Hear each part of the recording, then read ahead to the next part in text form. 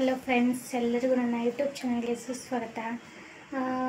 ನಾನು ವಿಡಿಯೋ ಮಾಡಿದೆ ಒಂದು 15 ದಿವಸ ಆಗಿರ್ಬೋದು. ಯಾಕಂದರೆ ಡೆಲಿವರಿ ಆಗಿತ್ತಲ್ಲ, ಹಾಗಾಗಿ ನನ್ನ ತಂಗಿ ಡೆಲಿವರಿ ಆಗಿದ್ದರಿಂದ ವಿಡಿಯೋ ಮಾಡೋಕ್ಕೆ ಆಗ್ತಾಯಿಲ್ಲ, ಕೆಲಸನೇ ಆಗ್ತಿದ್ದು. ನಾನು ನಿನ್ನೆ ಸಾಯಂಕಾಲ ನಮ್ಮ ಮನೆಗೆ ಬಂದೆ. ನಾನಿನ್ನೂ ಬರ್ತಿದ್ದಿಲ್ಲ. ಯಾಕೆ ಬಂದೆ ಅಂತಂದರೆ, ನನ್ನ ಮಗಳಿಗೆ ಅಮ್ಮ ಕಾಣಿಸ್ಕೊಂಡಿದ್ರು. ಆ ಮನೇಲಿ ಇರೋದು ಸರಿಯಲ್ಲ ಅಂತೇಳ್ಬಿಟ್ಟು ನಮ್ಮ ಮನೆಗೆ ಬಂದು ಆಕೆಗೆ ಸ್ನಾನ ಮಾಡಿಸಿ ಅಮ್ಮ ಅಂತ ಹೆಸರಿಟ್ಬಿಟ್ಟು 5 ದಿನಕ್ಕೆ ನಾವು ಎಡೆ ಕೊಡಬೇಕು ದೇವಸ್ಥಾನಕ್ಕೆ ಅಮ್ಮಂಗೆ. ಅದಾದಮೇಲೆ ಅವ್ರ ಮನೆಗೆ ಹೋಗೋಕ್ಕೆ ಬರುತ್ತೆ. ಆಕೆನ ಎಲ್ಲೂ ಹೊರಗಡೆ ಕಳ್ಸೋಂಗಿಲ್ಲ, ಆ ಕಡೆ ಮನೆಗೂ ಕಳ್ಸೋಂಗಿಲ್ಲ. ಅಲ್ಲಿವರೆಗೂ ನಾವು ಪೂಜೆನೂ ಮಾಡೋಂಗಿಲ್ಲ. ತನುವಿಡಿ ಅಂತಾರೆ, ತನುವಿಡಿದು ಕೊಡೋವರೆಗೂ ನಾವು ಪೂಜೆನೂ ಮಾಡೋಂಗಿಲ್ಲ. ಹಾಗಾಗಿ ಮನೆಗೆ ಬಂದೆ. ನಿನ್ನೆ ಎಲ್ಲ ಸ್ವಲ್ಪ ಧೂಳಾಗಿದ್ದು ಬಂಡಿ ಒರೆಸ್ಕೊಂಡೆ. ಅಡುಗೆ ಮನೆಗೆ ಯಾವ ಸಾಮಾನನ್ನು ತೊಳ್ಕೊಂಡಿದ್ದಿಲ್ಲ. ಬೆಳಿಗ್ಗೆ ಅಡುಗೆ ಮಾಡ್ತಾ ಒಂದಿಷ್ಟು ಸಾಮಾನನ್ನು ತೊಳ್ಕೊಂಡಿದ್ದೀನಿ.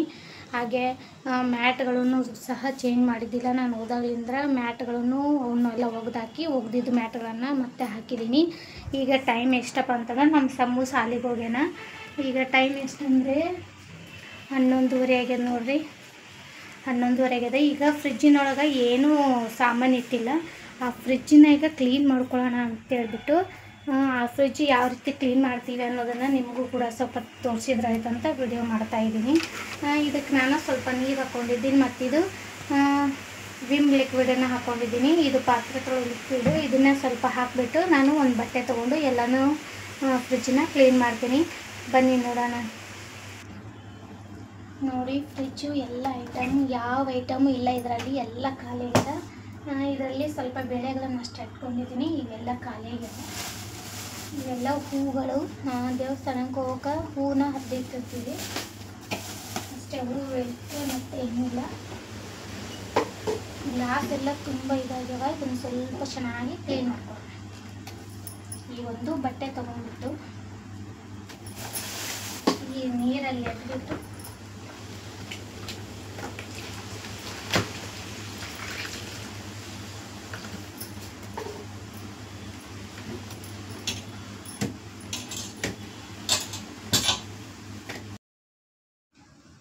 ನೋಡಿ, ನಾನು ಎಷ್ಟು ಈಸಿಯಾಗಿ ಫ್ರಿಜ್ಜನ್ನ ಕ್ಲೀನ್ ಮಾಡ್ತಾಯಿದ್ದೀನಿ ಅಂತೇಳ್ಬಿಟ್ಟು. ನಾನು ಅಷ್ಟು ಹೊರಗಡೆ ತೊಗೊಂಡೋಗಿ ಎಲ್ಲದನ್ನು ಕ್ಲೀನ್ ಮಾಡಿ ಮತ್ತು ತಂದಿಡೋದ್ರಲ್ಲಿ ಸ್ವಲ್ಪ ಕಷ್ಟ ಅನಿಸುತ್ತೆ. ಅದರಲ್ಲೂ ಒಂದು ಫ್ರಿಜ್ ಒಳಗಿರೋ ಒಂದೊಂದು ಐಟಮ್ ಕೂಡ ಗ್ಲಾಸ್ ಇರುತ್ತೆ, ಮತ್ತು ಅವೆಲ್ಲ ಬಾಕ್ಸ್ಗಳೆಲ್ಲ ಹೊಡೆದೋದ್ರೆ ಜಲ್ದಿ ಸಿಗೋದೇ ಇಲ್ಲ ಆ ಸೈಜಿಂದು. ಹಾಗಾಗಿ ನಾನು ಯಾವಾಗಲೂ ಇದೇ ರೀತಿ ಕ್ಲೀನ್ ಮಾಡ್ತೀನಿ. ಇದು ನನಗೆ ತುಂಬ ಈಸಿ ಅನಿಸುತ್ತೆ. ಅದನ್ನೆಲ್ಲ ಹೊರಗಡೆ ತೊಗೊಂಡೋಗಿ ಮಾಡಬೇಕಾದ್ರೆ ಎಲ್ಲಿ ಬಿದ್ದು ಒಡೆದೋಗುತ್ತೋ ಅನ್ನೋ ಭಯ ನನಗೆ. ಹಾಗಾಗಿ ನಾನು ಯಾವಾಗಲೂ ನೀರು ಹಾಕ್ಕೊಂಡ್ಬಿಟ್ಟು ಒಂದು ಸ್ವಲ್ಪ ವಿಮ್ ಲಿಕ್ವಿಡ್ ಹಾಕ್ಬಿಟ್ಟು ಇದೇ ರೀತಿಯೇ ಕ್ಲೀನ್ ಮಾಡ್ತೀನಿ.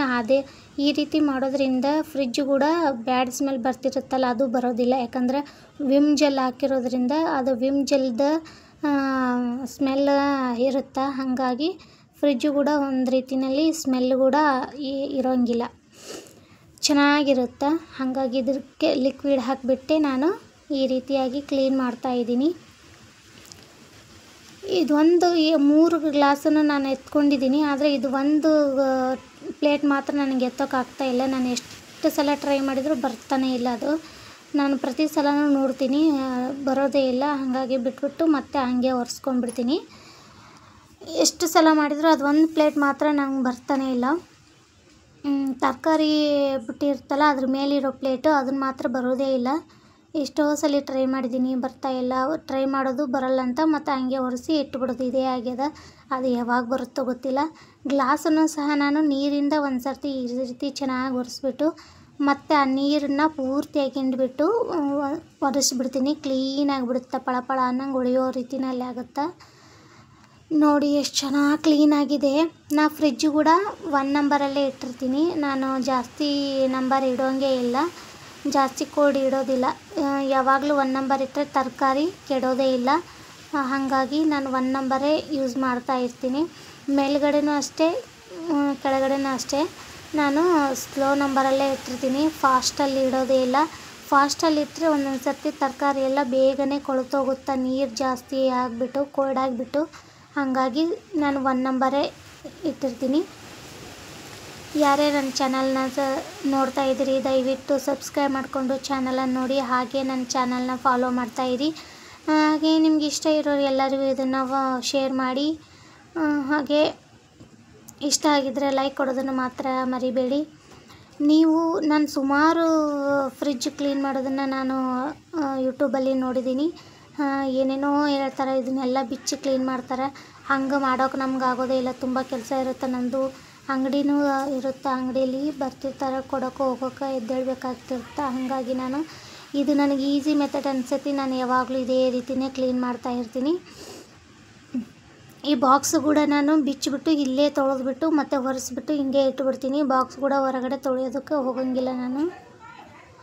ಇದು ಚೆನ್ನಾಗಿ ಕ್ಲೀನ್ ಆಗುತ್ತೆ ಬಾಕ್ಸ್ಗಳು ಕೂಡ. ಎಲ್ಲರೂ ಒಂದೊಂದು ಥರ ಫ್ರಿಜ್ನ ಕ್ಲೀನ್ ಇಟ್ಟಿರ್ತಾರೆ. ಇವು ನಾನು ನೀರಿನ ಪ್ಯಾಕೆಟು ಒಂದಿಷ್ಟು ಉಳ್ಕೊಂಡಿದ್ದಾವೆ. ಇದಿಷ್ಟು ಒಂದು ಏನಿಲ್ಲ ಅಂದರೂ ಒಂದು 20 ಪ್ಯಾಕೆಟ್ ಇದಾವೆ ಅಷ್ಟೇ. ಅದಿಷ್ಟು ಆಗಿಬಿಟ್ರೆ ಆಗೋಯ್ತು. ಬೇಸಿಗೆನಲ್ಲಿ ತಂದಿರೋ ನೀರಿನ ಪ್ಯಾಕೆಟ್ಗಳು ಹಂಗೆ ಖಾಲಿ ಆದಂಗೆಲ್ಲ ತರಿಸ್ಬಿಟ್ಟು ಮತ್ತೆ ನಾನು ಕೋಡ್ ಮಾಡಿಬಿಟ್ಟು ವ್ಯಾಪಾರ ಮಾಡ್ತೀವಿ ನೀರಿನ ಪೌಚನ್ನ. ಈ ಮಧ್ಯದಲ್ಲಿ ನಮ್ಮ ತಂಗಿ ಮಗನೂ ಬಂದ. ಇವನ ಹತ್ರ ಮಾತಾಡಿಕೊಂಡು ಫ್ರಿಜ್ ಕ್ಲೀನ್ ಮಾಡೋದ್ರಲ್ಲಿ ಸಾಕಾಗೋತು ನನಗಂತೂ. ಎಷ್ಟು ಚೂಟಿಯಾಗಿದ್ದಾನಂದ್ರೆ ಒಂದು ತಲೆ ನಿಂದ್ರಂಗಿಲ್ಲ, ಒಂದು ತಲೆ ಕೂರಂಗಿಲ್ಲ. ಅದನ್ನು ಮುಟ್ಟಿದೆ, ಇದನ್ನು ಮುಟ್ಟಿದೆ, ಅದನ್ನು ಬಿಡಿಸಿದೆ, ಅದನ್ನು ಹಿಡ್ಕೊಂಡೆ ಅಂಥೇಳಿ ಕಿಟ್ಲೆ ಮಾಡ್ತಾನೆ ಇರ್ತಾನೆ. ಪಾಪ ನನ್ನ ಮಗಳು ಮಲ್ಕೊಂಡಿದ್ಲು, ಅಲ್ಲಿ ಕೂಡ ಹೋಗ್ಬಿಟ್ಟು ಆಕಿನ ಕೂಡ ಎಬ್ಸೋದು ಅದನ್ನೆಲ್ಲ ಮಾಡ್ತಾ ಇದ್ದಾನೆ. ಇಲ್ಲಿ ನೋಡಿ, ಆ ಸಾಸನ್ನು ತೊಗೊಂಡು ತಿನ್ನಿಸು ಅಂತಂದು ಅನ್ನಕತ್ತಾನ. ಆ ಸಾಸು ಬಿಡಲೇ ಇಲ್ಲ. ಸ್ವಲ್ಪ ಹಾಕಿಬಿಟ್ಟು ಬಂದು ತೆಗೆದಿಟ್ಟೆ. ನೋಡಿ ಎಷ್ಟು ಇದು ಮಾಡ್ತಾನೆ. ನನಗೆ ಸಾಕಾಗೋತು ಇವನ್ನ ಹೇಳ್ಕೊಂಡು. ಒಂದು ಸಾಮಾನು ಬಿಡಿಸಿದ್ರೆ ಒಂದು ಸಾಮಾನು ತೊಗೊಳ್ತಾನೆ ಇರ್ತಾನೆ. ಹಂಗೆ ತುಂಬಾ ಉಡಾಳದಾನೆ ಇವನು.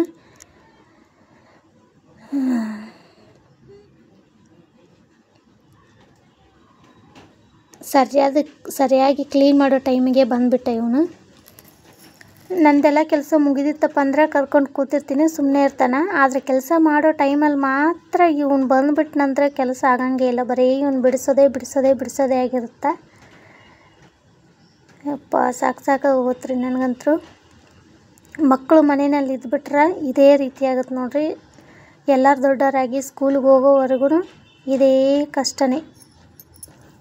ನಮ್ಮ ಸಮ್ಮನು ಇದೇ ರೀತಿ ಕಿಟ್ಲೆ ಮಾಡ್ತಾ ಇದ್ದ. ಇವಾಗ ನಾನು ಸ್ವಲ್ಪ ರಿಲ್ಯಾಕ್ಸ್ ಆಗಿದ್ದೀನಿ. ಅವ್ನು ಸ್ಕೂಲಿಗೆ ಹೋದಾಗ್ಲಿಂತ 3 ವರ್ಷ ಆಯಿತು ಅವ್ನು ಸ್ಕೂಲಿಗೆ ಹೋಗಕತ್ತಿ. ಮೊದಲೆಲ್ಲ ಇದೇ ರೀತಿ ನಾನು ಏನು ಕೆಲಸ ಮಾಡೋಕ್ಕಾಗ್ತಿರಲಿಲ್ಲ. ಇದೇ ರೀತಿ ಬಿಡಿಸಿ ಸಾಕಾಗೋಗ್ತಿತ್ತು.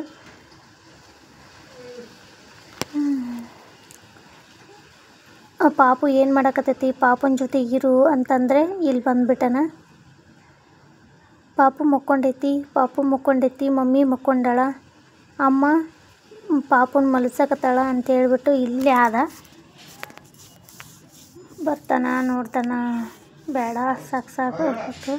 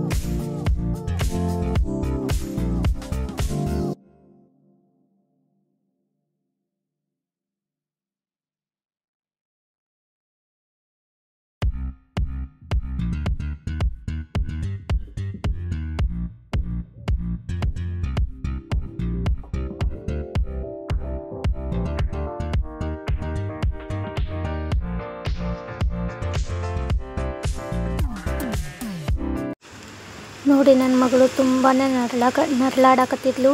ಅವು ತುಂಬ ಉರಿತಾವ, ಹಂಗಾಗಿ ಸಂಕಟ ಭಾಳ ಆಗಾಕತ್ತಿತ್ತೇನೋ, ಭಾಳ ನರಳಾಕತ್ತಿದ್ಲು. ನನಗಂತೂ ನೋಡಿ ಅಯ್ಯೋ ಅನ್ನಿಸ್ತು. ಪಾಪ ಸಣ್ಣ ಮಕ್ಕಳಿಗೆ ಈ ರೀತಿ ಎಲ್ಲ ಆಗಬಾರ್ದು ಬಿಡ್ರಿ. ಅವು ಹೇಳ್ಕೊಳಕ್ಕೂ ಆಗಂಗಿಲ್ಲ, ಸಣ್ಣ ನೋವನ್ನು ಅನುಭವಿಸೋಕ್ಕೂ ಆಗಲ್ಲ. ಪಾಪ ಒದ್ದಾಡಿ ಬಿಡ್ತಾರೆ ಅವರು. ನೋಡಿದ್ರಲ್ಲ ಫ್ರೆಂಡ್ಸ್, ಫ್ರಿಜ್ಜಿನ ಯಾವ ರೀತಿಯಾಗಿ ನಾನು ಕ್ಲೀನ್ ಮಾಡ್ಕೊಂಡೆ ಅಂತ ಹೇಳ್ಬಿಟ್ಟು. ತುಂಬ ಈಸಿಯಾಗಿ ಕ್ಲೀನ್ ಮಾಡ್ಕೊಂಡೆ ನಾನು, ಅಷ್ಟೇನು ದೌತಿ ಪಡಲಿಲ್ಲ. ಅವನ್ನೆಲ್ಲ ಹೊರಗಡೆ ತಂದು ತೊಳೆದು ಒರೆಸಿ ಇಟ್ಟು ಒಣಗಿದ ನಂತರ ಮತ್ತೆ ಒಳಗಿಡೋದು, ಫ್ರಿಜ್ ಒರೆಸೋದು, ಈ ರೀತಿ ನಾನು ಮಾಡೋಕ್ಕೆ ಹೋಗಂಗಿಲ್ಲ. ಯಾಕಂದರೆ ಗ್ಲಾಸ್ಗಳು ತುಂಬ ಸೂಕ್ಷ್ಮ ಇರ್ತಾವೆ. ಕೈ ಸ್ವಲ್ಪ ಜಾರಿದ್ರೆ ಪಟ ಅಂತ ಒಡೆದೋಗ್ತಾವೆ. ಹಾಗಾಗಿ ನಾನು ಅಲ್ಲೇ ನೀರು ಹಾಕ್ಕೊಂಡು, ಲಿಕ್ವಿಡ್ ಹಾಕ್ಕೊಂಡು ಆ ಬಟ್ಟೆಯಿಂದನೇ ಒರೆಸಿ ಕ್ಲೀನ್ ಮಾಡಿಬಿಡ್ತೀನಿ. ಇದು ನನಗೆ ಈಸಿ ಮೆಥಡ್ ಆಗೈತಿ. ಇದೇ ಥರ ನೀವು ಬೇರೆ ಥರ ಮಾಡ್ತಿದ್ರೆ, ಇದು ನಿಮಗೆ ಈಸಿ ಅನಿಸಿದ್ರೆ ಇದೇ ಥರ ಕ್ಲೀನ್ ಮಾಡಿ ಫ್ರಿಜ್ಜನ್ನು. ಹಾಗೆ ನಿಮ್ಮ ಫ್ರಿಜ್ ಹೇಗಿದೆ ಅನ್ನೋದ್ರ ಬಗ್ಗೆನೂ ತಿಳಿಸಿ. ಇವತ್ತಿನ ವಿಡಿಯೋ ನಿಮ್ಗೆ ಇಷ್ಟ ಆಗಿದ್ದರೆ ದಯವಿಟ್ಟು ಲೈಕ್ ಕೊಡೋದನ್ನು ಮಾತ್ರ ಮರಿಬೇಡಿ. ಹಾಗೆ ನಾನು ಮತ್ತೆ ಮುಂದಿನ ವಿಡಿಯೋದಲ್ಲಿ ಸಿಗ್ತೀನಿ. ಅಲ್ಲಿವರೆಗೂ ಎಲ್ರಿಗೂ ನಮಸ್ಕಾರ.